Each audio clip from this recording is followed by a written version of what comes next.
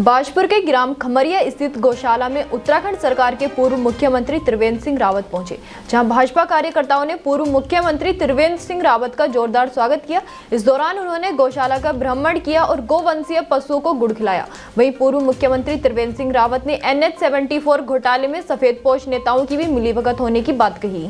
आपको बता दें कि उत्तराखंड सरकार के पूर्व मुख्यमंत्री त्रिवेंद्र सिंह रावत बाजपुर के ग्राम खमरिया स्थित गौशाला में पहुंचे, जहां भाजपा प्रदेश प्रवक्ता राजेश कुमार के नेतृत्व में पार्टी कार्यकर्ताओं ने त्रिवेंद्र सिंह रावत का जोरदार स्वागत किया। इस दौरान उन्होंने गौशाला का भ्रमण किया और गौवंशीय पशुओं को गुड़ खिलाया। वहीं पूर्व मुख्यमंत्री त्रिवेंद्र सिंह रावत ने मीडिया से वार्ता करते हुए बताया कि लगातार बढ़ रही महंगाई और प्रदेश को सही तरीके से चलाने के लिए हमें आय के स्रोतों को बढ़ाने की जरूरत है और उत्तराखंड प्रदेश में करीब 73% वन क्षेत्र है, लेकिन वन क्षेत्र से प्रदेश की GPD पे नाम मात्र का सहयोग है।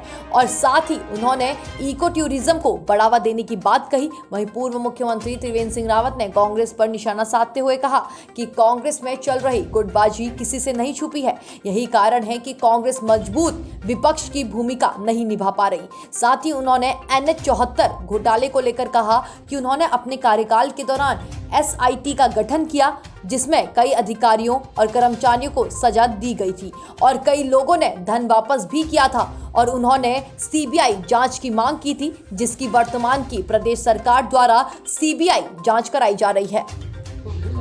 सिंपल सी थ्योरी है कि हमको अपने आय के साधन बढ़ाने होंगे। हमारे जो तराई के जो ज़िले हैं, अगर हम यहाँ पर कैपिटा इनकम देखें तो उसकी तुलना बागेश्वर से करें, पिथौरागढ़ से करें या चमोली उत्तरकाशी से करें तो बहुत बड़ा अंतर हमको नज़र आएगा।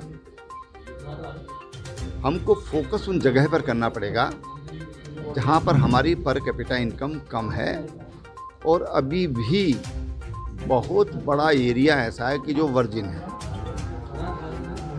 वन हमारे राज्य में लगभग वन क्षेत्र 73% के आसपास वन क्षेत्र है, लेकिन वन क्षेत्र से अगर हम इनकम देखें तो आप देखेंगे कि हम मैं ये कह सकता हूँ कि बहुत कम अंश उस क्षेत्र का, वन क्षेत्र का इस राज्य की GDP में या राजस्व में उसका बहुत कम आंशिक योगदान है।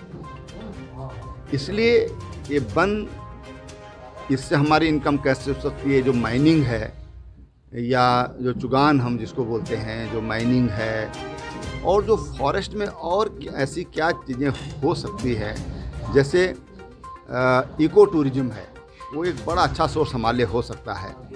तो उन चीज़ों को बढ़ावा दे करके हमको अपनी इनकम बढ़ानी पड़ेगी, तो तभी हम जो महंगाई है उसका सामना कर सकते हैं।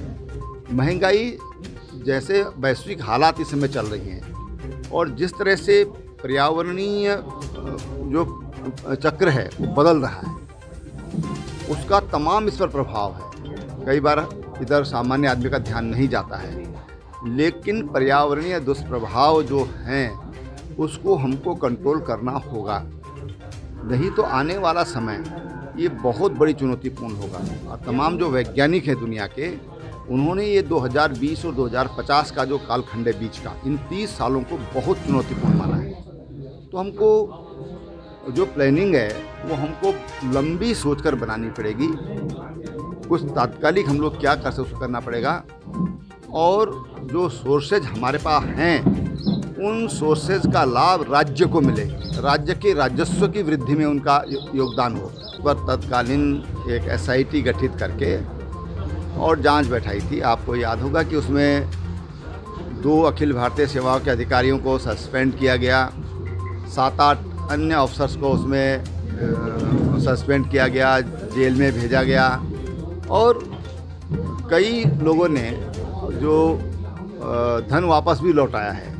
जो एक तरह से बेसिकली एक मुआवजा घोटाला था, ये एक तरह से गलत तरीके से मुआवजा दिया गया था, गलत तरीके उसमें अख्तियार किए गए थे। कृषि भूमि को अकृषि दिखा करके उसके बहुत ज़्यादा उसका मूल्य आकलन किया गया था और उसमें बीच में बड़ा घोटालों की शिकायत थी, जिस पर हमने एक SIT गठित की थी।